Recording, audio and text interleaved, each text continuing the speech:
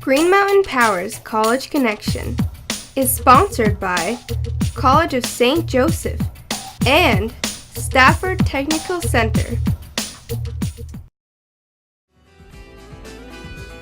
At the College of St. Joseph, what we would like to do is look beyond just getting them into the program, but making them the best in those programs and successful. Part of the concern at a place like CSJ is, oh, it's small, but instead of looking at it as a problem, we can look at it as it's actually great. We're flexible. We can make changes in our programs very quickly. We don't have to wait years to do that. I like the small size of the classrooms and the small amount of students. Everyone gets individualized attention from the instructor. It's very comfortable and very nice to be in. At Stafford Technical Center, you can explore your possibilities, have hands-on learning, pursue your passion, and start your career. Want to see what they're laughing at? Visit staffordonline.org, and while you're there, you might as well check out our application page. Okay, so we might have some other folks pop in, but welcome to Green Mountain Power College Connections lecture series with the Rutland County Colleges, and thanks for coming to the Energy Innovation Center tonight. And tonight we have Dr. Sarah Middlefelt of Green Mountain College, and she is the Assistant Professor of Environmental Studies at Green Mountain College. And tonight's discussion will be Forest as Fuel, exploring the past, present, and future of biomass energy in Vermont. So welcome to Professor Middlefelt, and thanks everyone for coming out. Great, thanks. I guess I'll go up there so I can click the slides forward. All right. Well, thank you for coming out. It's a great honor to be part of this lecture series. I really like the idea of getting different perspectives from the colleges on energy. And today I'm going to talk about my work on biomass energy. This picture right here is actually from one of the most profound teaching experiences I've had in my 6 years of teaching at Green Mountain College. A colleague and I teach a field course. We do 2 weeks where we're traveling around Vermont, learning about not only natural resource field skills, but then also thinking about policy issues related to natural resource management and forestry in particular. And when we went to this site, this is actually on Frank Gorham's property in West Rutland. The chips that were harvested from this patch cut where my students and I are standing went to heat and power the students' dorm rooms and to heat my office. And it was this really profound teaching moment where my students actually got to see the consequences of their energy consumption embedded in this landscape. And that's a really rare thing, to actually see what it looks like when you literally harvest energy from the land. And so we got to meet with Frank, the landowner. We met with his logger. The logger's actually the guy in the t-shirt, and also the forester who helped plan the harvest, and to really think about why they made the decisions that they did about this property. And so today I'm going to talk about my work. I'm actually trained as a historian. It's kind of a strange thing for a person, but I was also in a forestry department. So I was a historian in a forestry department. So I was taking courses in silviculture, but also taking courses on history, forest history, conservation history, and policy. And so I'm going to talk about my work exploring the history of biomass in Vermont in more kind of broader context of the United States. And then some of the contemporary work I've done on developing community-scale energy systems here in Rutland County. I received a grant from the Department of Energy to look at how do you put together sustainable community-scale energy systems. So I'll talk about some of that more contemporary work, and then I'd like to finish with sort of reflections on how the past can be used to think about policy and energy going forward. So part one, the past. Folks in this room probably remember in 1973 when the Arab countries of OPEC declared an oil embargo and energy became widespread national news. The Washington Post had headlines about energy becoming the most important pressing issue facing the country today. And my mother-in-law remembers 2 screaming boys in the back of her truck where she had to wait for hours just to fill a tank of gas. And this widespread attention to energy really put policy makers on the forefront of thinking about how do we develop domestic sources of energy. And many different types of renewable energy advocates were very excited and sort of inspired by the sort of symbolicness of President Carter putting the solar panels on the White House in 1979. Some of you probably remember that. And really thinking that, you know, distributed renewable power was going to be this way to produce a more just and egalitarian society, that renewables were going to be able to sort of take us down a different energy path, right, in the 1970s. And so my thinking as a historian is, why haven't we gone down that path? Why have we really sort of continued that more centralized hard path, as Amory Lovins would call it, that we went down the 20th century? Why have we kind of not taken that soft path or the distributed path? And so mostly I've been looking at biomass. And what was really interesting, I got a grant to go down to Duke University, where the Forest History Society has all their archives. And so I was looking sort of at both national wood energy advocates in the 1970s and 80s, but also looking at more local archives here in Vermont and looking at newspaper articles covering sort of a public debate about biomass here in Vermont. And one thing that I noticed, one pattern I noticed, was that many of the biomass, or wood as they were called in the 1970s, it started as sort of wood advocacy. It really became biomass when it shifted from just residential heating to more sophisticated technologies combining heat and power, and certainly more sort of biomass for industrial, municipal, electric generation. It became more biomass. But early wood energy advocates in the 1970s really never saw biomass or wood being the silver bullet. One long-term energy advocate that I talked to said that it wasn't ever going to be the silver bullet, it was more like silver buckshot, right? That biomass was going to be part of this more diverse, broader portfolio of a variety of renewable energy technologies.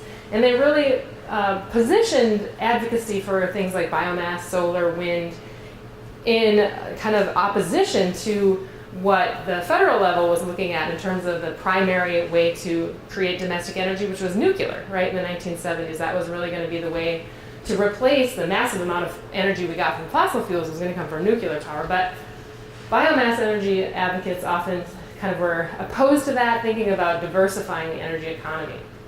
And that's something that we see today. That's something that's very much part of the rhetoric, the public debate about decentralizing energy today. And thinking, you know, locally here in Vermont, the States was really a pioneer in biomass because of its dependency, especially on heating fuel. States like Vermont were very interested in exploring the potential for using its forests for fuel. And so 1975, Governor Thomas Salmon was the governor at the time. He did this big study, hired a bunch of different consultants to think about how much could wood contribute to the state's energy portfolio. And they came up with 25%. 25% of Vermont's home and industrial energy needs could be met by the use of its forests through wood. And it's really interesting, sort of the language of this report was, not only would this produce some revenue for the forest industry, it would reduce costs of energy, but it also would tap the sort of native energy source. And there was a lot of language about wood being this kind of indigenous energy source, that it was somehow part of our regional culture, that we should be using this. And it really, the report really kind of expressed this notion that decisions about energy were much more than just about shifting a technology, shifting fuel type, but it was really about thinking about the control of energy decisions. And that by using this local source, you would have more decisions about energy being made by regional authorities and not by these oil cartels in Middle Eastern countries or politicians in Washington. That was very much embedded throughout this report. And it's interesting to note that some of the pioneers of the early biomass technologies for heating and also for generating electricity were not necessarily trying to create widespread, political reform or trying to subvert sort of like the status quo. They were actually coming from a very conservative industry. Like the forest products industry was really the pioneer in developing some of the combined heat and power technologies that we see now at schools and other institutions. And it was really, the motivation for that was, again, to reduce cost, but also to sort of this sort of pragmatic approach to thinking about resource use. They had this enormous amount of wood waste. How could they use that as a form of energy? And so they were really the first ones to use wood waste from the mill to generate heat and also electricity, the power mills. Also, one thing that was interesting to note, that biomass advocates, biomass tended to do really well in states like Vermont that had this kind of working landscape ethic. Anybody who's used chainsaws realizes that this is not really a good idea. You have multiple people using chainsaws within like 3 feet of each other. It was a kind of a staged picture. But the point is, places that had a relationship with a working forested landscape were often more receptive than states like Massachusetts, for example. That's a more urban-based population, more service-driven economy that might not necessarily have that kind of the same type of relationship with a working forest. And in fact, using forest for fuel did force Americans, Vermonters, to confront the consequences of their consumption, right? And in the 1970s, 80s, and 90s, forests were places where more and more Americans valued the forest for recreation, for aesthetics, for wildlife habitat, for non-productive values. So you can see there was definitely a tension there, right, between how we use forests and do we want forests, this place where we go to recreate and to kind of get back to nature, do we want that to become our fuel source? And there's obviously this sort of tension over land use that's embedded in that. And I found lots of reports and surveys done about sort of Americans' preferences about forests. And in the 1976, there was a study that said 77% of Americans felt that clear cutting, which to a forester, clear cutting is one type of the silvicultural practice to rejuvenate early successional species. And there's certain songbirds, deer, and other wildlife that really like early successional species. And clear cutting is an important way to regenerate that. But for most Americans, you hear clear cutting, or even for some people, cutting trees at all, and there's sort of this knee-jerk reaction that that's bad, and we don't want to have sort of, especially, this is actually a picture from New Hampshire, but on a certain scale on steep slopes, it can have some very bad environmental consequences, but it really depends on the type of slope, the type of regeneration that your site has the capacity to grow. Yes? Can I ask a question? Yes. I'm really curious, you showed the picture of your students in the early part of this, and maybe you're going to get to it, so I don't want to spoil it if you are, but if not, I'm really curious what their reaction was to the clear cut, and I mean, it wasn't a big clear cut. Oh yeah, well I teach tree huggers, like they come into my classes and they think clear cutting's bad, like most Americans, and they leave there thinking in a lot more complex ways. That's my whole job, is to like create complexity. And most of them I think go away from it realizing like in certain conditions, clear cutting might be acceptable on a certain scale. So I think that's part of the learning process. But the patch cut we were at was a small patch cut. I think it was maybe like 7 or 8 acres. So, but I mean, it's messy. I mean, you go to a harvest site and it's messy. Pretty. And they were like, ooh, this seems bad, But then you think about it and you think, oh, well, they did leave, these den trees and they left this. So, you start looking at it, and the more you learn about it, you can realize the picture is just a little bit more complex than it seems at first. But my students, they're definitely tree huggers at the beginning. But then they kind of get it once and especially talking with a logger, it really adds like richness to their understanding. So, cool. Yeah, if you ever have questions, we can keep this informal. So people need to understand that it's just one of the basic management techniques of the forest. Right. Have occasional clear cutting. Right, but in the West, I think there is a lot of evidence to suggest that clear cutting has been abused, and that it happens on a much greater scale than it typically is used in New England. But you got to trust a state forester. Right, exactly. And it's interesting, if you talk to a forester today, they'll say that there's less than 1% of Vermont's forests are in that early successional habitat, because people don't want to do these larger cuts. There's a lot of public resistance to that, but those, in terms of sort of an endangered landscape, that early successional habitat is actually really limited in Vermont, and to get that we might actually need a little more clear cutting. But that's a tough sell for public relations and whatnot. So But you can see how these types of discussions, these broader discussions, kind of came into head with discussions about energy when you get into dealing with an energy source that is essentially tied right to the landscape. And I think that that's just a really fascinating discussion. So the biomass advocates, wood energy advocates, really emphasized that it wasn't going to necessarily, increase demand for wood chips. It wouldn't necessarily increase clear cutting everywhere, but it was really emphasizing the use of residual waste. So on existing harvest sites, this would be, trees that had no value for timber or veneer purposes. It would be just like your low-grade stuff. You could turn into a 2x2 inch wood chip and kind of actually help to create a new market that could help kind of bolster kind of declining industry in the 1980s forestry. Of course, some ecologists and foresters were concerned about the impact that using that low-grade wood might have on soil, on habitat, right? Because some of the critters like that dead woody material that's left on site. So there certainly was a lot of public debate about how much waste wood do you need to leave on a site, how much should be taken, and that kind of thing.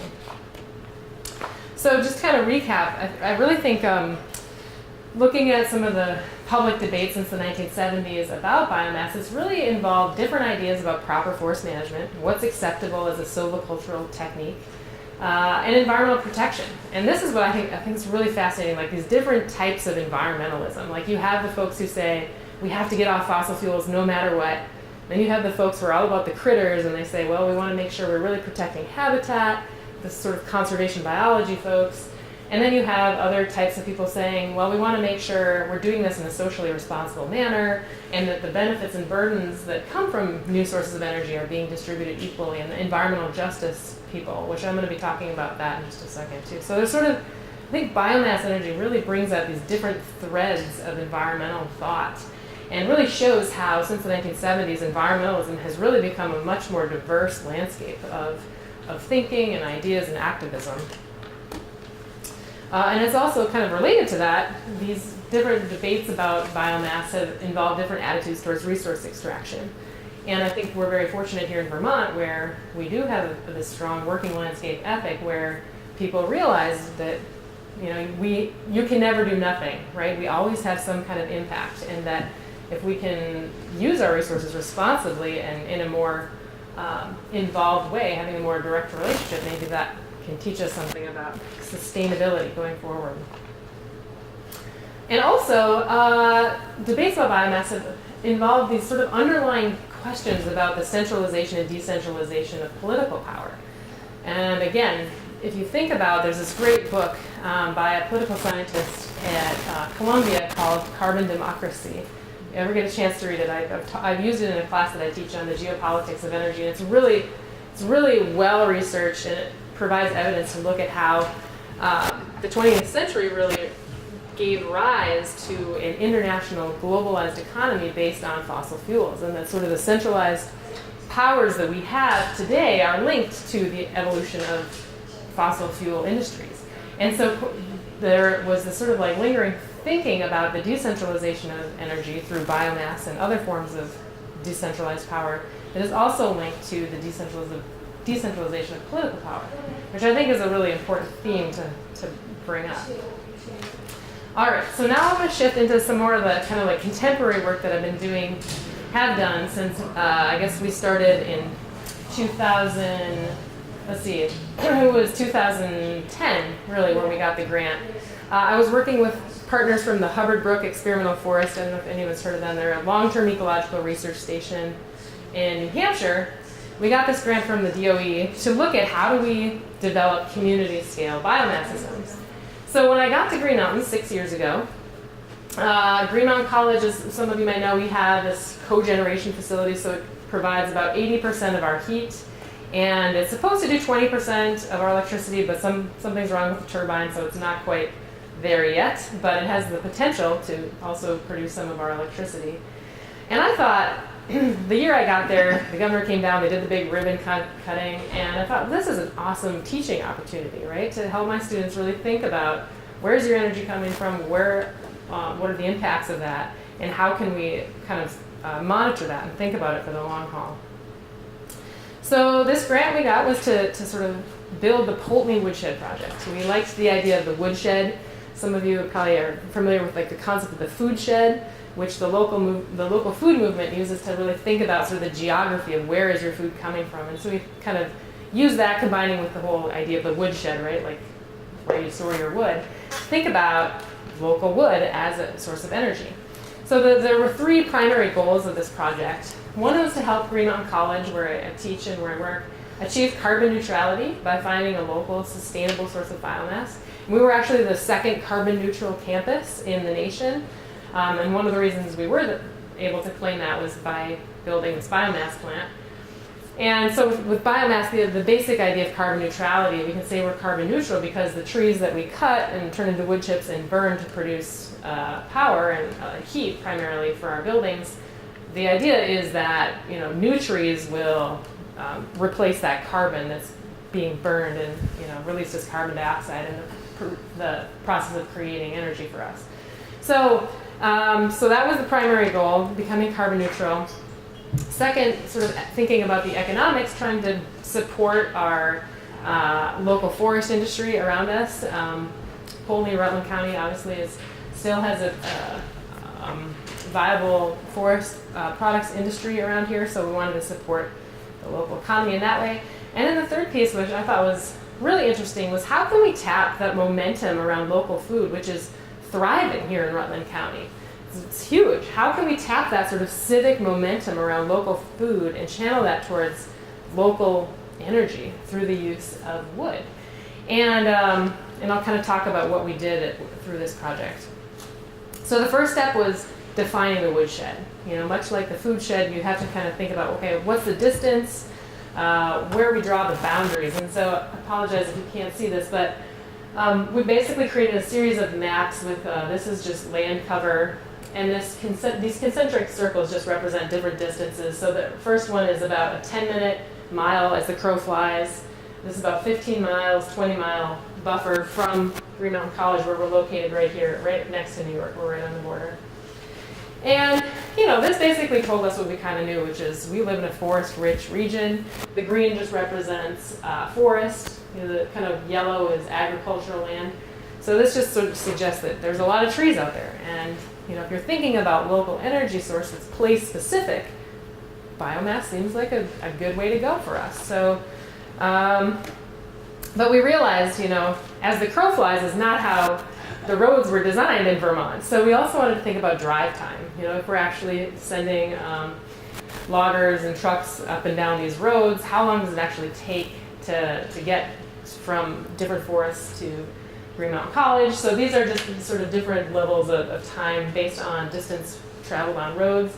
We also wanted to think about other users of low-grade forest products, low-grade wood. So Ticonderoga, big user, this is the big green blob up there. There's another mill over in New York. This is Vermont Wood Pellet from North Clarendon. But in our sort of immediate circle, within a half-hour driving zone from us, there wasn't any major other users of low-grade wood, so we thought, well, that seems promising as well. Feel free to ask questions or slow me down if I'm running through this. Plywood factories wouldn't be interested? Plywood factories? Yeah, like in Whitehall, there's that plywood factory. Yeah, that might actually be what this is. Oh. This is Whitehall, yeah. They do, I know they do plywood, I think they do some pulp production too that they send somewhere else. So I think that's the one in Whitehall. To me that looks like Whitehall, so. I'm also thinking about Rutland County. Well, it was really interesting too, though. That brings up an interesting point because the president, Paul Fontaine, was in on a series of meetings we had as we were planning this project. We had months of roundtables where we brought in different stakeholders to get different ideas about aspects of this woodshed project. And the president was very adamant about wanting Vermont wood chips. He thought that would be very important to have the Vermont brand. So we didn't actually use chips from New York, even though we were literally on the border. So it was the brand, it's sort of a good thing to do. But we use Vermont wood chips. Somehow they're greener or something. I don't know. It's like, I mean, Green Mountain College is nowhere near the Green Mountains, but Exactly. It's a great name, though. So anyway, so then that kind of focused us on Rutland County, which for other reasons I'll talk about in a second, helped kind of hone in like where we wanted to focus our wood chip supply. But just looking at the different types of vegetation in Rutland County, the plant that we have can only use hardwood chips. We can't take, because of the moisture content of coniferous trees, evergreen trees, has a higher moisture content, and the technology we have can only take hardwood chips. So we wanted to make sure, what does that look like in Rutland County? And sure enough, broadleaf forest is 42% mixed broadleaf, coniferous is 12%, so about 50% of Rutland County is hardwood forest, which is acceptable for our technology. And then we also wanted to think, more deeply about what do we mean by sustainable forestry, thinking about procuring biomass. And I was teaching a course on forest policy, so my students really explored different kind of systems of certification. FSC, some of you are probably familiar if you go over to Home Depot and you see this nice symbol.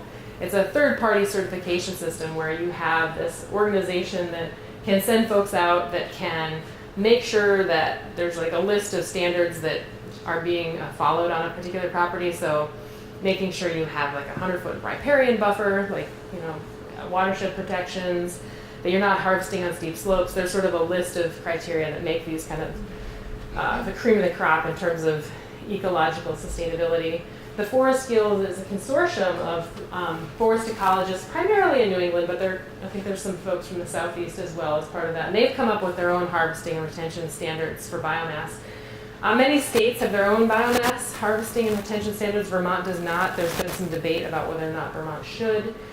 And so again, we had a series of roundtables, evening meetings where we brought in a bunch of different folks. We had forest ecologists, state wildlife biologists, loggers, mill owners. Students were integral in this whole process.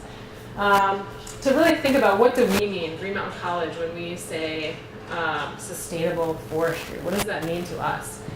And we ended up going with the use value appraisal program, not because it's sort of the gold standard of ecological sustainability, but it's a program that's extremely popular. It's in use. For those of you who don't know, the UVA program, or the current use program, is a tax incentive program. So landowners can enroll their property and pay the use value as opposed to the full market potential, the full market value, and they're taxed at a lower rate. And it's been a hugely successful program to keep Vermont's working landscapes and working productions, and keeping farmers and people who want to have working forests not able to afford their property, basically.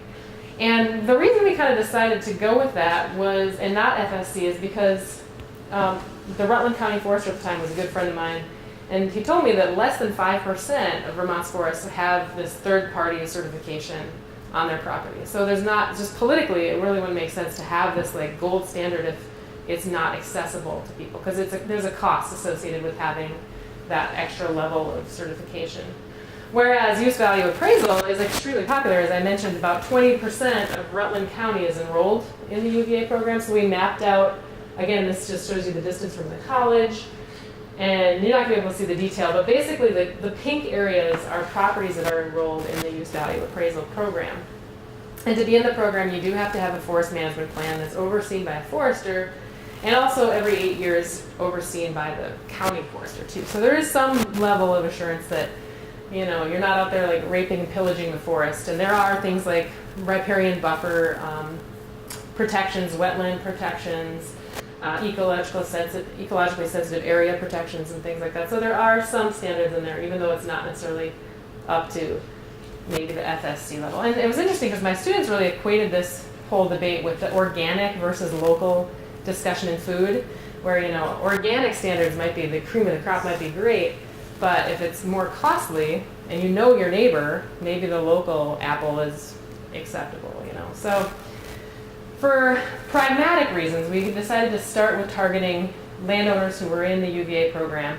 We sent them all letters, invited them to campus, and I'll talk about that in just a second, to think about, do you want to send wood chips harvested on your property to the college and be part of this energy initiative? I'll talk about that in just a second. But other sort of biophysical characteristics that we wanted to consider was there are some especially ecologically sensitive areas where we are in the sort of western part of Rutland County. West Haven, this is that little finger that dips out over into New York. It's the Poultney River. And there's some rare and threatened species over there, some like fancy rattlesnakes or something. I have a friend who's a herpetologist, and she's like, we can't cut over there. And the Nature Conservancy actually owns a lot of that land. So we're like, well, we don't want to be cutting wood chips and threatening rare species habitat. Also thinking about slope, not wanting to harvest on steep slopes, not wanting to harvest in wetlands. So we also did some maps to kind of exclude those areas too. Another fun part of this process is working with Ken Gagne. I don't know if any of you know Ken, but he's just such an amazing person to work with. So fun. Such a great resource for our students in terms of talking about the history of logging and forestry in Vermont. He's a Castleton grad. Yeah, he is. He is, I yep. went to college with Ken. You did, yeah, I think he was a business major, right? Yeah. He told me he had grand plans. He was like going to be this great businessman, and then he took over his dad's business, and he's logging and having a good time. Anyway, so he was really a linchpin in this whole process. He's like, I think he's responsible for over 65% of the wood chips that come in through the Poultney Woodshed project. And he was really helpful because, this is like the GMC pile. Like he is harvesting on a lot of different properties, but he has certain areas that he's like sectioned off for the college. And he's been really helpful and this map is not great either, but giving us data about where these wood chips are coming from. So the reason why this is such a terrible map is because that's north, this is east, this is west, this is south. But so this is Rutland, we're here. Pittsford is where Ken is up here. Here's Poultney over here. And basically he's just keeps data on like how much tonnage comes out of these different properties where he's harvesting. And I have a student who's into GIS, into mapping, and is starting to build a system where we know where the wood chips are coming from. And the idea is we'll get long-term data, like be able to create a map and scroll over it, and you can actually see information pop up from each of these sites. That's the long-term goal. But anyway, so he's kept data on how much tonnage is coming off of these different properties. Also information about the landowner, who owns the property, who's their forester, who's working with them. So, thinking about phase 2, a couple of my colleagues are really interested in developing kind of a long-term monitoring system and asking if we could get permission to monitor for things about habitat and things like that, because now we have data. And again, back to the landowner outreach part of this, we had a couple of sessions in the evening where we sent out letters to all folks in Rutland County who are enrolled in the UVA program to see if they were interested in learning more about the Poultney Woodshed project. And we had a pretty good turnout, and we just kind of told them about some of the logistics, that Ken was going to be working with all the foresters who were overseeing their properties to think about how to get the wood chips to the college in a kind of an efficient manner. And people were very pleased. I think one thing that I was surprised by, and I probably shouldn't have been surprised by, was that for a lot of folks, their main interest was the bottom line. Like how much money are we going to make on this? And the truth was not a lot. I mean, I think it's somewhere between $30 or $40 a ton for wood chips. Like, it's not a huge money-making thing. So I think they might have been a little disappointed about that, but interested to hear about new ways to use forest resources for energy. So, and for me, this was part of that third piece, the civic engagement, like getting people together in a room to think about local energy and what does that mean? Yeah. If you've got some properties though that have mature growth on it, wouldn't they be able to get some timber out of that? And the value of the timber is more than the chips. Oh, exactly. That's why that's why it's like not a. So again, it comes back to educating the resources as to what the benefits could be. Exactly. In addition to forestry management alone. Right. Right. Exactly. Yeah. So. And I'll give you an example of one person who felt like even though they weren't going to make a huge amount of money on the wood chips, that having just that additional small revenue stream in addition to what he might be getting on saw timber or veneer was helpful, especially on larger properties. Then it becomes at least something. Is most of your consumption from slabs and other smaller caliper? Yeah, exactly. Yeah, it's We do have to use like the bole of the tree, so like the main trunk, but it's usually like trees that are damaged or they're not, they're crooked or something that they wouldn't be valuable for saw timber. So it's like the waste wood. Okay. Yeah. Well, it seems to me, maybe I'm mistaken, but you're culling and improving your woodlot. Mm-hmm. So why would somebody not be into that?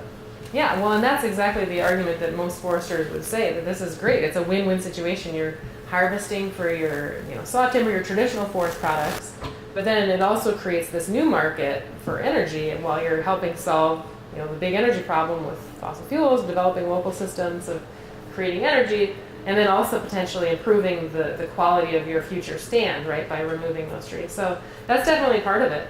Some people would say those trees that you're culling produce, the den trees for owls, or again, it goes back to that question of like, what's your idea of the value of a forest?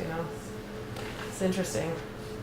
And again, Ken's just been so fun. I'd love to take my students out to the mill because he's such an interesting character and so full of knowledge, and it's always a highlight. I learned more on that one day than I learned from your whole class all semester. I hear that all the time. It's very humbling. It's great.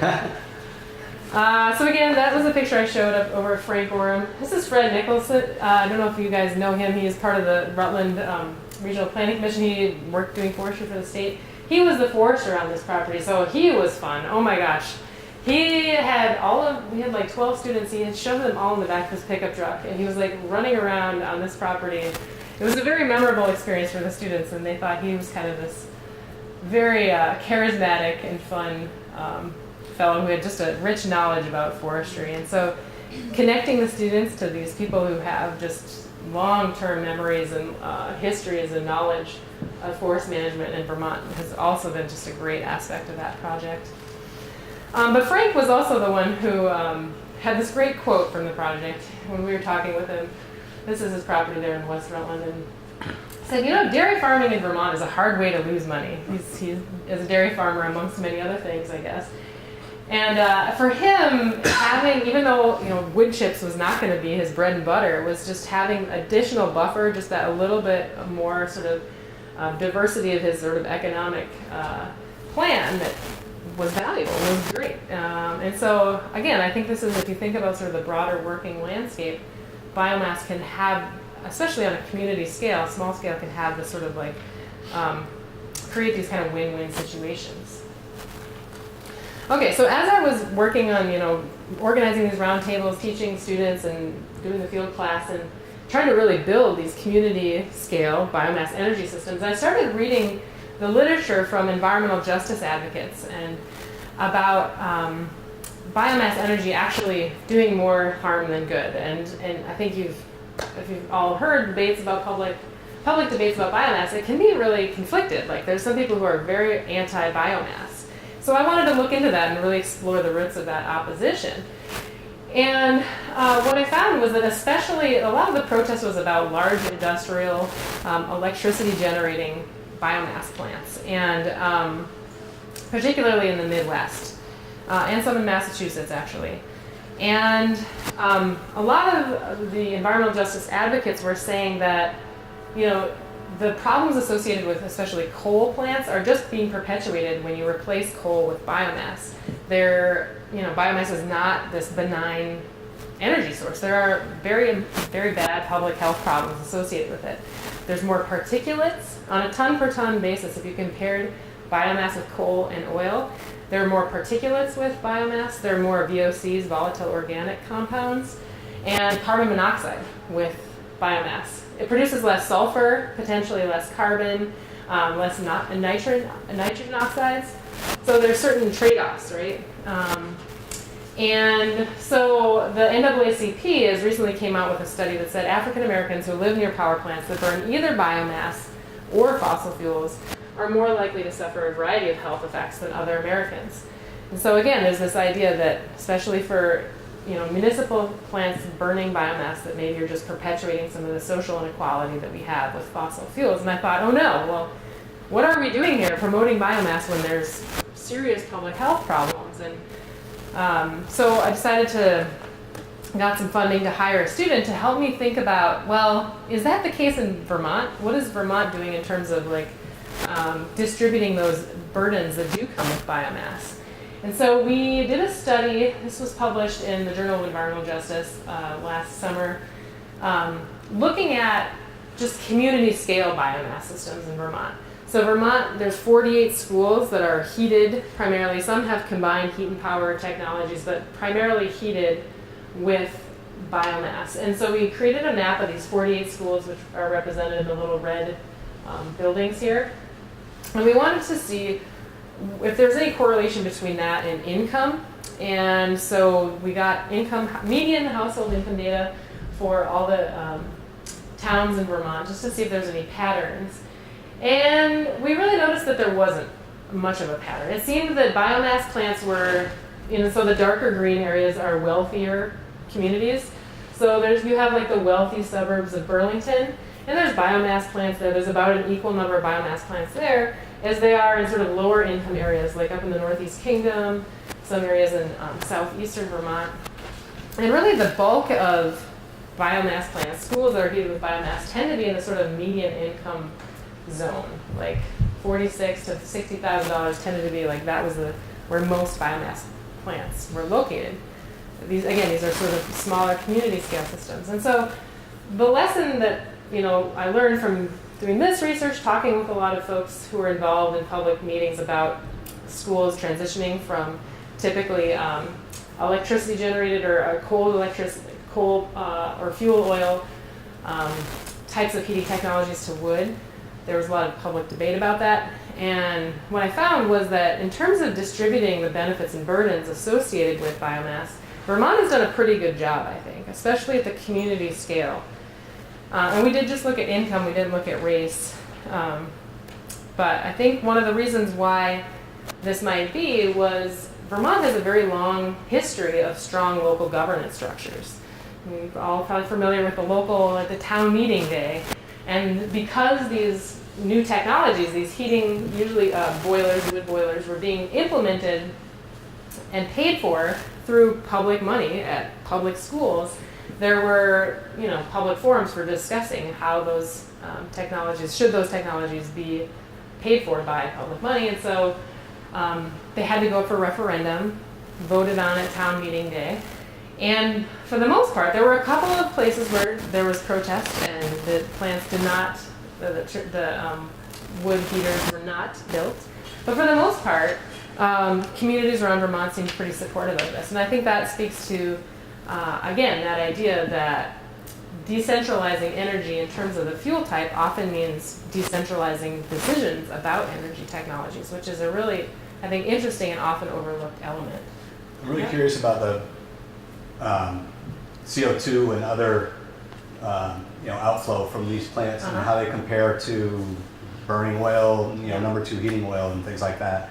I assume this is a lot better. Yeah, you would. But also one thing is hard to, especially at these smaller wood boiler facilities, they're not actually, because they're so small, they're not actually required to go through the Clean Air Act requirements that would be required of a larger industrial kind of plant. So they kind of fly under the radar a little bit, which has some potentially problematic aspects of it. But yeah, because they're smaller, just the scale of it alone makes them better. But there are some problems with particulates and things like that. In the 2 cases where parents got organized, it was because there was asthmatic children and they didn't want particulates around the kids, so. And those were 2 affluent communities too, so, yeah. Yeah, I was going to expand on what Steve said here too, because technology has been advanced so much in the last 10 years anyway, maybe 20 years. Yeah. Where they can put filters and scrubbers right, and all that electrostatic on the system. precipitators, yeah. Absolutely, and the cost would come way down on those things because the kind of the reflux of what the public is saying, to say stop polluting. Right. You can do this, but again, it comes down to cost and enforcement. Yeah. The other part of it I wanted to ask you was that if I understand this right, the NAACP did this survey. Were they implying that these plants seem to be in an area that are more depressed? Yes, actually, I just started doing some research on a plant in Flint, Michigan, where there was a lawsuit filed against the state regulatory agency that had violated the Civil Rights Law of 1964.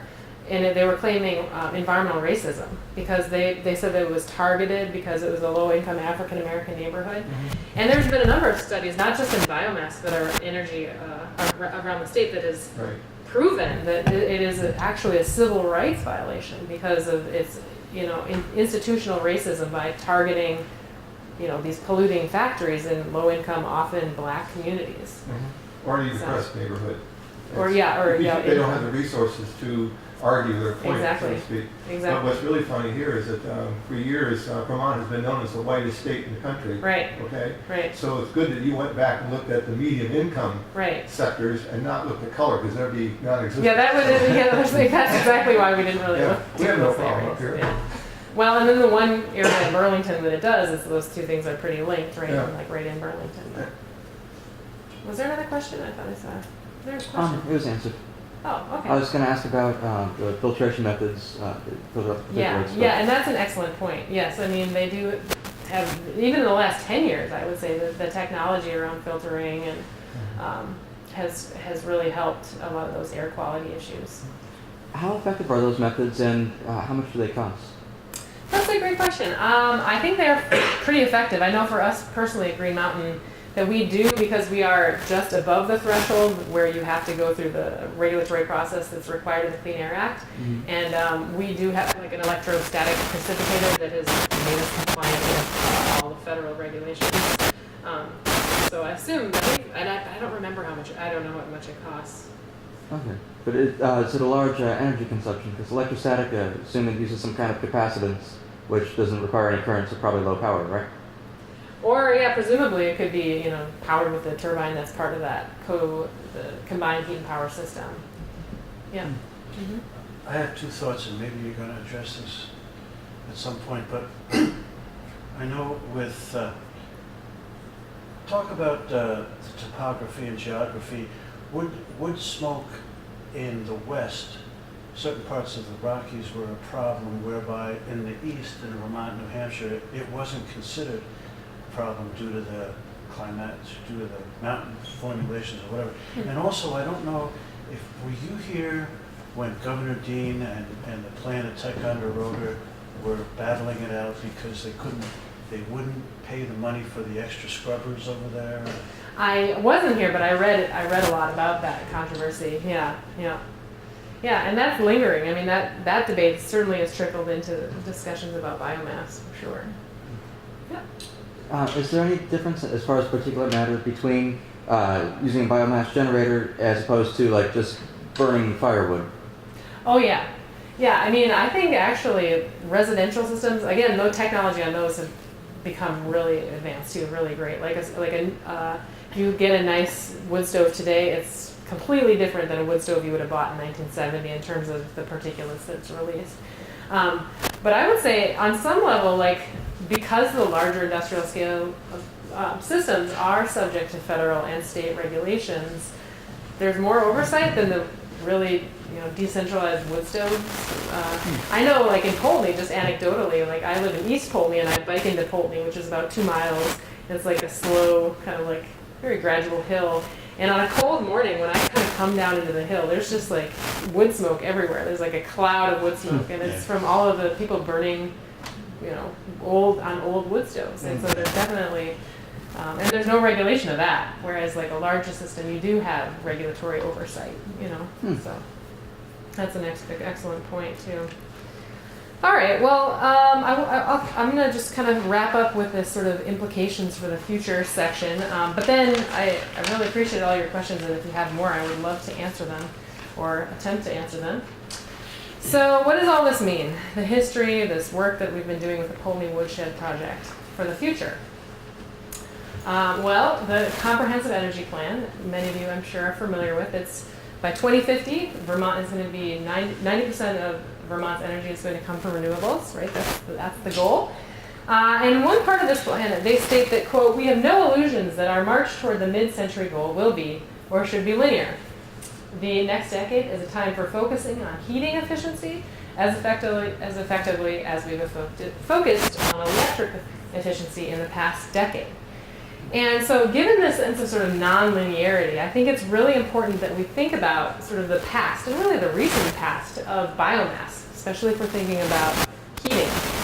I think biomass has a lot to contribute in that area of heating efficiency and use of thermal energy. And I guess I'd like to conclude with just thinking about some of the historical and even contemporary debates about energy, about biomass. I think they really illustrate this core paradox of trying to decentralize energy systems. And that is distributing power away from the centralized system of energy production that brought us massive amounts of energy in the 20th century really forced us to confront the ecological and public health risks associated with our energy consumption. And those are risks that most people are not, and communities are not willing to accept or able to work through local conflicts over land use and resource use to actually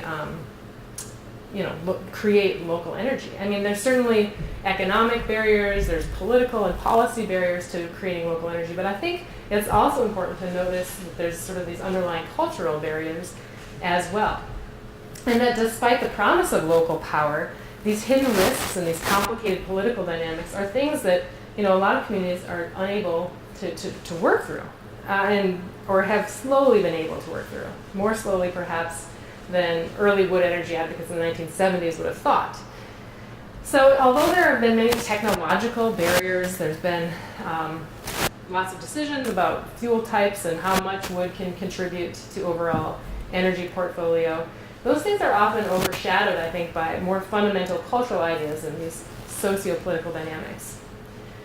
So in thinking about and planning energy transitions for the future, I think we always need to remember that it's not just about changing technology, not just changing fuel type, but really about shifting underlying ideas and values. And I hope that tonight's presentation has helped think about helped you to think about how our recent energy past might influence our energy future. So with that, questions? Yeah, just an observation here. Again, I got to compliment Green Mountain Power for the initiative they got and partnering with institutions like Green Mountain College and the others. Because the key to any success is education and enforcement. And there's no reason that Vermont can't be a model for the rest of the country. That's right. We have our own problems here, just as they do nationally, but if we can be a model for like what you're doing, a larger institution, not just a small residential type thing, and partnering with these people to actually get something off the ground makes a lot of sense to me. We don't have to do just solar, we don't have to do just biomass. There's a lot of other alternative energy sources that are also very good if we look at it, so we can get ourselves off the fossil fuels. We know the results that's true. Right. So again, I compliment both you and Green Mountain Power for putting these things together, trying to educate the public, because that's where it's going to come from. Education. Everybody's fearful of things they don't know, and a little knowledge can be dangerous. So I would encourage you to stay on the forefront of this. Sounds like you have some passion for it, and get the word out in any vehicle you can, and so the public can be educated in this, so we can move this thing forward. Yeah. So I thank you for that. Great. Well, thanks. Yeah, I agree. And you're right. It won't be solar or biomass. I really do think that idea of a more diversified portfolio is here. Yeah, we'll never get rid of the fossil fuels altogether. Right. Okay, because it's going to be a slow motion for automobiles and transportation and that type of thing. But we can reduce our dependence on it by doing these types of things. Right. Yeah. Yeah. I might have answered this earlier, I might have missed it. What was done with the biomass waste before we started using it in generators? Oh, good question. A lot of it was just left as waste wood on sites. So a lot of the logging slash that you would see would just be used for habitat. Critters love that. Would biodegrade and turn into soil. So that's why some folks are concerned that if you take too much of it, might have impacts for wildlife and soil. How is this on a large scale? How sustainable is it? That's an excellent question. And I think that question of scale is really where the devil's are in the details. That's really when I think it's hard to tell. Because, there was a proposal in Fairhaven, the Beaverwood plant. I don't know if anyone's familiar with that. And I went to the public hearings on that. And I was not impressed at the planning that had gone into thinking about how sustainable it would be. Their response to my questions about supply was that, well, that's not our job. The state will take care of thinking about how much wood is available. So I question whether or not a large-scale plant for generating electricity, if that's sustainable. I'm not convinced that it is. For cogeneration, for heat and electricity, the kind of smaller institutional level, I think that makes sense. But just the sort of physics of creating electricity out of wood doesn't make a lot of sense. So it depends. I think the issue of scale is critical. What scale does biomass make sense? Certainly, I think at the institutional level for schools and like slightly larger institutions, but for creating electrical power for larger cities, I don't think that's a sustainable use of the resource. Yeah, I look at this as being supplemental right. to what we do as an aggregate. Right. It's just a small piece of what we can do right. to reduce our carbon footprint. Right, I would agree with that. Mm-hmm. Yep. So I like the idea of using it to produce heat as well as energy, because heat is always a byproduct of any thermal cycles. Exactly. Mm-hmm. Exactly. I'm Steve Costello, I'm Vice President at Green Mountain Power, and first I want to say I'm sorry that the crowd wasn't bigger tonight. You are competing with the first non-rain day. So, I understand. And I'd like to encourage us to bring you back next year and maybe expand on the topic, and if you can, and talk about, I was really intrigued by the conversation at the beginning about the kids seeing the forest and at first being like, oh my God, this is terrible, but then as they start learning, and I think that's true of virtually every energy source. There's always problems and challenges, and people often come with a very clear view at the beginning, and the more they learn, the more their opinions might change. Yeah. And in that note, I want to give one little bit of pushback on one thing you said that I did disagree with, and most of what you've talked about I found really interesting. I do think there is a role for energy coming from, and I mean electrical energy coming from wood, but it's very limited in Vermont. Mm-hmm. And we do have two larger scale wood plants in Vermont, one in the Northeast Kingdom in Reigate and one in Burlington in the Intervale area. And 1 out of 20 kilowatt hours in Vermont come from those two plants. So it's not going to be, a third or a half or a quarter or whatever, but I do think there is, and a lot of people might say, oh, 5% is nothing. Well, try to do without 5% of your energy, 1 out of 20 times you put the light switch, there's nothing there. Think about it that way. It's still an important part of our wood or of our energy supply in Vermont. Mm-hmm. Do you know, I was reading about the decision to build Burlington Electric and use the wood chips there, and there was something that I saw about where they're getting it, and something about the transportation in made it, do you know what happened with that, like where they're sourcing from? I don't know. There's some law about the truck traffic. It's virtually all comes in by train. Yeah. Okay. Or a huge percentage of it comes in by train, and it's really interesting. You talked about the current use program because many of their suppliers are dairy farmers who, as you noted with Fred and some of the others that you mentioned, wood in the winter is a different business for them, and in the summer they're doing crops and they're really crazy busy right now. You can't do anything on a dairy farm except work on cropping this time of year, and but a lot of them supplement their income with wood, and the largest supplier of the Burlington plant, for example, is also our largest or second largest cow power farm. So it's a farm up in Berkshire, Green Mountain Dairy, and they are a huge dairy. They are a huge producer of electrical energy from cow manure, and they are also the largest wood chip supplier to the Burlington plant. Interesting. Well, I have a friend who teaches in Madison, Wisconsin, and they're really excited about cow power, but they're doing it on a large scale. And what's happened is that interest in sort of the cow power, the methane gases sort of incentivize new CAFOs, like large concentrated animal feedlots. So it's interesting how the solution of one problem may open up problems in other areas. So that's been an interesting thing. And everyone wants to be like Vermont in terms of the cow power program, but then they on a Midwestern scale, what does that look like, and how does that work? And they're having a hard time figuring it out. Yeah, I'm also looking at sustainability, job creation, with the technologies, and incorporating some of these plans. and programs, but also help stimulate the economy to some degree. Right.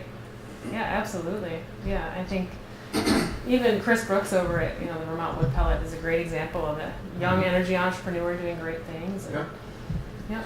I seem to remember that the people that are pushing for hemp might have made an argument that that would be a acceptable biomass. Are there any other crops besides hardwood chips that could, I know not at Green Mountain, the technology you have, but are there other options for farmers to? Ethanol?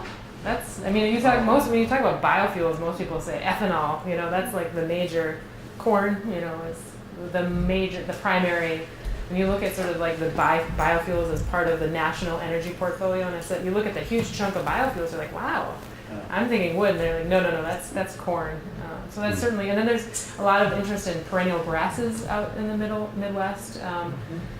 So, yeah, I think biofuels is a huge umbrella. I here was focused on wood, obviously, energy, and what's been done in Vermont, New England. But yeah, that category is pretty broad. And how many years has the plant been going in Poultney? About 6 years? Yep, about 6 years, yeah. Have there been advances in technology that you've had to update or that are much better than when you first? Oh yeah, and then we had a really difficult learning curve. I mean, the heat would be like 97 degrees one day on campus, and the next day it would be like 40. I mean, there was a lot of like technical kinks. Luckily, I was just like the egghead professor that taught the classes on the history and the policy. Didn't have to deal with the like nuts and bolts of like making the thing work. But we had a great director who figured it out. But it took us 2 or 3 years to like actually figure out the technical system itself. But it seems to be in the last 3 years it's been good. So, but yeah, new technologies require lots of new learning. So. What do you do with the wastes produced by the biomass? Oh yeah, we the chemistry class that a colleague of mine teaches does a course where they've been looking at the fly ash and actually bringing it to local farms. Flour, I think they were working with someone who does flowers, because it's not, there's something in that fly ash that you wouldn't want to put on food, but it has, that they've been trying to turn that byproduct into another use downstream. So.